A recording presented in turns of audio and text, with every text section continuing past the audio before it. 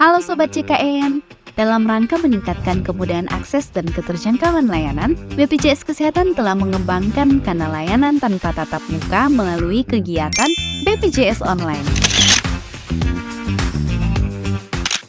BPJS Online merupakan kanal layanan tanpa tatap muka yang menghadirkan layanan melalui media video conference untuk memfasilitasi peserta yang membutuhkan layanan informasi, permintaan administrasi, maupun pengaduan terkait program JKN.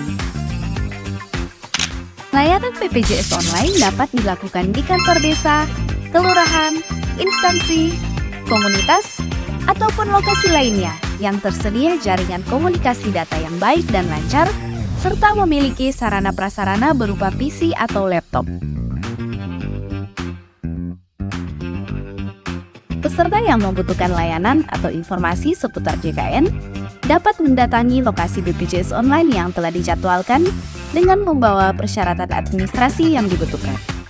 Selanjutnya, petugas akan membantu mengarahkan peserta untuk menunggu giliran, serta memastikan peserta telah membawa persyaratan administrasi sesuai ketentuan.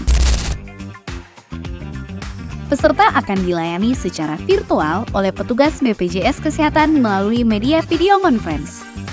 Adapun jenis layanan yang dapat diakses meliputi sosialisasi seputar program JKN, pemberian informasi, permintaan administrasi, dan penanganan pengaduan.